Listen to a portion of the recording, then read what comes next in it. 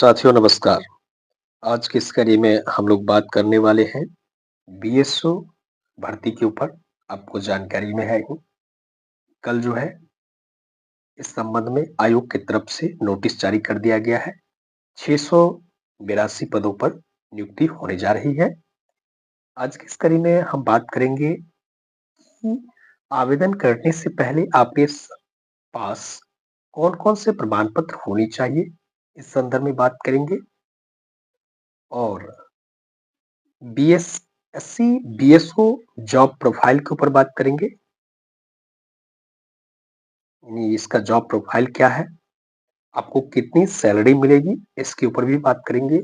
और सबसे जो अभ्यर्थी के मन में कंफ्यूजन है कि इसके लिए कौन लोग आवेदन कर सकते हैं, क्योंकि जब से नोटिफिकेशन जारी किया गया है और पास कोर्स वाले अभ्यर्थियों को अलाउ किया गया है, तो इस संदर्भ में भी आपको कंप्लीट जानकारी दी जाएगी और डॉक्यूमेंट के संबंध में भी जानकारी मिलेगी। आगे बढ़ने से पहले यदि आप इस चैनल पर नए हैं तो चैनल को सब्सक्राइब जरूर कर लेंगे। और जो लोग इससे पूर्व बीएसओ की परीक्षा में पूछे गए प्रश्न पत्र देखना चाहते हैं तो चैनल पर जो है वो आपको प्रश्न पत्र अपलोड है विथ आंसर के साथ। हालांकि सिलेबस चेंज कर दिया गया है, लेकिन फिर भी आप लोग उसको एक बार देख लेंगे और संभव होगा तो हम जल्द ही आपको CGL 3 का प्रश्न पत्र अपलोड करेंगे, क्योंकि परीक्षा का पैटर्न जो है चेंज हो चुका है। आप लोग नोटिफिकेशन में देख ही लिए होंगे। प्ले स्टोर में प्रीवियस ईयर विथ आंसर करके जो है प्लेलिस्ट है, उसमें आप जाकर के प्रश्न पत्र को देख सकते हैं। तो चलिए हम लोग वन बाय वन करके देख लेते हैं। तो हमारा पहला प्रश्न था कि इसके लिए रिक्वायर्ड डॉक्यूमेंट क्या क्या होनी चाहिए। तो सबसे पहले जो है आवेदन करने से पहले आपके पास 10वीं यानी 10th का मार्कशीट होना चाहिए प्लस सर्टिफिकेट होना चाहिए। यानी सर्टिफिकेट से आशय है मूल प्रमाण पत्र भी होना चाहिए। यदि नहीं है तो अभी आपके पास टाइम है, क्योंकि 1 अप्रैल से 19 अप्रैल के बीच में आवेदन प्रारंभ होगी। 1 अप्रैल से आवेदन शुरू होने जा रही है, तो इससे पहले जो है आप लोग डॉक्यूमेंट अरेंज कर लेंगे। नहीं निकलवाए हैं तो निकलवा लीजिए। 10वीं का मार्कशीट होना चाहिए प्लस मूल प्रमाण पत्र भी होना चाहिए। वहीं 12th का मार्कशीट होना चाहिए प्लस सर्टिफिकेट होना चाहिए, यानी मूल प्रमाण पत्र होना चाहिए। वही अगला है कि स्नातक का जो है यानी ग्रेजुएशन का मार्कशीट होना चाहिए प्लस सर्टिफिकेट होना चाहिए, यानी मार्कशीट भी होना चाहिए और मूल प्रमाण पत्र भी होना चाहिए। आप आवेदन कर दीजिए तो आपको विद इन 15 डेज या 20 डेज के अंदर मिल जाएगा, या नहीं तो देख लीजिएगा, कोशिश करने के बाद जो है आपको दे दिया जाएगा। तो अभी आपके पास टाइम है, तो आप जाकर के निकलवा लीजिए, या नहीं तो फिर प्रोविजनल के आधार पे यदि नहीं मिलता है तो फिर आप वैसी स्थिति में आप प्रोविजनल सर्टिफिकेट के आधार पे आप आवेदन कर देंगे। लेकिन यदि मूल प्रमाण पत्र निकल जाता है तो अच्छी बात है। वहीं कास्ट सर्टिफिकेट के ऊपर बात करें तो ईडब्ल्यूएस के अभ्यर्थियों के लिए वर्तमान वित्तीय वर्ष का सर्टिफिकेट होना चाहिए, यानी 1 वर्ष से कम का, 1 वर्ष से अंदर का होना चाहिए। इसका ध्यान रखिएगा, यानी वर्तमान वित्तीय वर्ष का होना चाहिए ईडब्ल्यूएस सर्टिफिकेट। वहीं एनसीएल सर्टिफिकेट जो है 1 वर्ष से ज्यादा का नहीं होना चाहिए। यानी कहने का भी यही आशय है कि ये सर्टिफिकेट जो है इशू तिथि से 1 वर्ष के अंदर का होना चाहिए। यदि आपका एक्सपायर हो गया है तो आप उसको रिन्यूअल करवा लीजिए, या नहीं तो नया बनवा लीजिए, अभी समय है, आप प्रयास करेंगे तो बन जाएगा। अदरवाइज यदि आप बाद में बनवाते हैं तो फिर आप योग्य नहीं माने जाएंगे। इस चीज का विशेष ख्याल रखिएगा। आवासीय प्रमाण पत्र जो है पहले का भी बना हुआ है तो चलेगा, लेकिन होना अनिवार्य है सभी अभ्यर्थी के लिए, यदि आप बिहार के अभ्यर्थी हैं तो।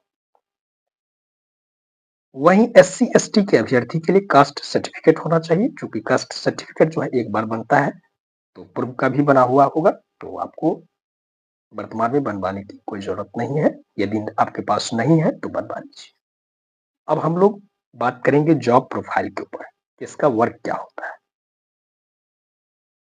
यदि जॉब प्रोफाइल की बात करें तो आपको वर्क जो है आपको जनगणना से रिलेटेड काम मिलेगा। यानी जॉब प्रोफाइल की बात करें हम लोग तो आपको जनगणना से रिलेटेड वर्क दिया जाएगा। जन्म प्रमाण पत्र, मृत्यु प्रमाण पत्र संबंधित कार्य जो है आपको मिलेंगे।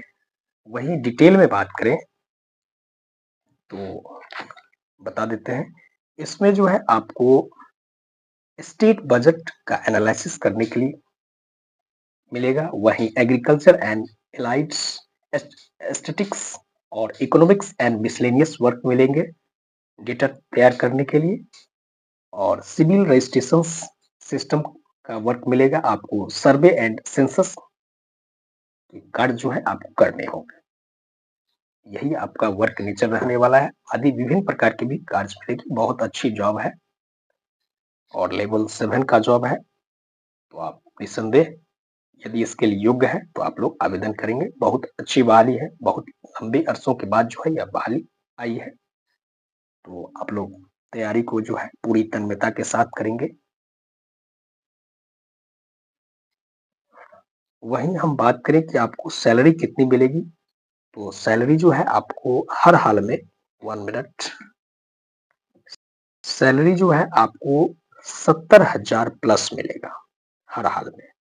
आपकी ग्रॉस सैलरी जो है, इन हैंड सैलरी की हम बात कर रहे हैं 70,000 प्लस, यानी 70 से 75,000 के बीच में मिलेगी।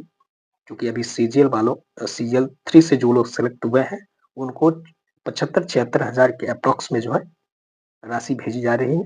और ग्रॉस सैलरी जो है आपका 80,000 बनेगा, उसमें से कट के जो है आपको 70,000 और 75,000 के बीच में आपकी सैलरी बढ़ाने वाली है। अब हम बात करते हैं कि इसके लिए आवेदन जो है कौन लोग कर सकते हैं। क्योंकि जब से नोटिफिकेशन जारी हुआ है तो कई अभ्यर्थियों के मन में जो है संशय उत्पन्न हो गया है कि हम लोग इसके लिए योग्य है नहीं। इसको भी हम क्लियर कर देते हैं। तो देख सकते हैं यह ऑफिशियल नोटिफिकेशन है। यहाँ देख सकते हैं कि योग्यता के संबंध में जानकारी दिया गया है कि शैक्षणिक योग्यता मान्यता प्राप्त विश्वविद्यालय से अर्थशास्त्र, ध्यान दीजिएगा, अर्थशास्त्र, गणित, सांख्यिकी में से किसी एक विषय से स्नातक है तो आप निसंदेह भर पाएंगे। यदि आप 3 वर्ष तक इस विषय को पढ़े हैं तो आप भर पाएंगे, चाहे आपका अर्थशास्त्र हो या गणित हो या सांख्यिकी हो, किसी एक विषय से स्नातक। वही यहाँ देख सकते हैं सबसे विवाद और सबसे कंफ्यूजन वाला बात जो है, यहाँ लिखा हुआ है कि नोट, नोट में ध्यान दीजिएगा कि पास कोर्स के रूप में उक्त विषयों से स्नातक की डिग्री या पूरक विषय सब्सिडी के साथ स्नातक में डिग्री प्राप्त अभ्यर्थी भी उक्त पद हेतु योग्य होंगे। यानी इनका कहने का आशय है, जहां तक मेरी समझ है, इसमें सब्सिडी वाले को भी अलाउ किया गया है। वैसे अभ्यर्थी जो पास कोर्स होंगे, सिंपल ग्रेजुएशन किए होंगे, तो तीनों ईयर्स जो है आपके सब्सिडी होंगे। यानी 3 वर्ष तक आप पढ़े होंगे सब्सिडी के रूप में उस विषय को। यानी इस तीनों विषय में से कोई एक विषय, तो फिर आप भर पाएंगे। अदरवाइज आप 2 वर्ष पढ़े होंगे तो आप नहीं भर पाएंगे। इस चीज का विशेष ध्यान रखिएगा। यानी कम से कम कोई एक विषय जो है आप 3 वर्ष तक पढ़े होने चाहिए, तभी आप भर पाएंगे। अदरवाइज जो है, यदि आप 3 वर्ष तक किसी विषय अध्ययन नहीं किए हैं तो फिर आप नहीं भर पाएंगे। क्योंकि पास कोर्स में जो है सब्सिडी 3 वर्ष का होता है। आप एक बार इस संबंध में जो है आप अपने स्तर से भी जानकारी प्राप्त कर लेंगे, लेकिन जहां तक मेरी समझ है उसके अनुरूप हम बात कर रहे हैं। और यहाँ देख सकते हैं लिखा हुआ है कि पास कोर्स के रूप में उक्त विषयों से स्नातक डिग्री या पूरक विषय के साथ स्नातक में डिग्री प्राप्त अभ्यर्थी भी उक्त पद हेतु योग्य होंगे। ऐसा नहीं कि आप 2 वर्ष तक पढ़े हैं तो फिर आप योग्य होंगे, फिर आप भविष्य में समस्या हो सकती है। लेकिन फिर भी हम आपको सलाह देंगे कि आप अपने स्तर से भी एक बार आप गो थ्रू हो लेंगे। लेकिन मेरी समझ यही है कि 3 वर्ष तक जो है आप पढ़े होंगे तो फिर आप योग्य माने जाएंगे। आशा है समझ गए होंगे, अब कंफ्यूजन नहीं रहनी चाहिए।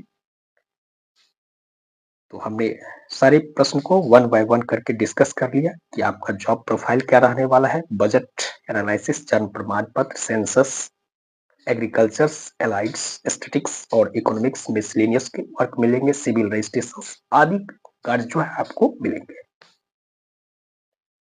तो मिलते हैं एक नई अपडेट में, एक नई सूचना के साथ। तब तक के लिए धन्यवाद। जय हिंद।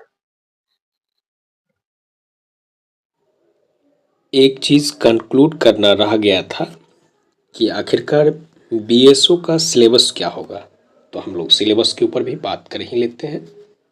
यानी बीएसओ सिलेबस,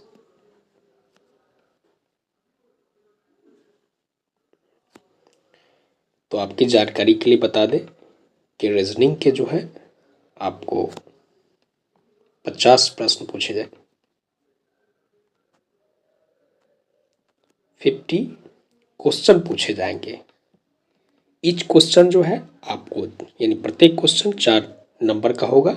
50 क्वेश्चन पूछे जाएंगे रीजनिंग के। वही मैथ के जो है आपको 25 प्रश्न पूछे जाएंगे, यानी मैथ के 25 क्वेश्चन, रीजनिंग 50 क्वेश्चंस, और जीके का जो है आपको 50 क्वेश्चन, और साइंस का जो है 25 क्वेश्चन। कुल मिलाकर के 150 प्रश्न यानी 150 प्रश्न पूछे जाएंगे। रीजनिंग के 50 क्वेश्चन, मैथ के 25 क्वेश्चन, जीके के 50 क्वेश्चन और साइंस के 25 क्वेश्चंस। प्रत्येक प्रश्न जो है 4 मार्क्स का होगा, यानी 600 नंबर की परीक्षा ली जाएगी, और नेगेटिव मार्किंग जो है आपको 1 नंबर का रहने वाला है। यानी गलत करने पर आपको 1 नंबर कट किया जाएगा और सही करने पर आपको 4 नंबर दिए जाएंगे। तो ये था आपको सिलेबस। जल्द ही हम आपके समक्ष CGL 3 में पूछे गए प्रश्न पत्र को लेकर के आने वाले हैं। धन्यवाद।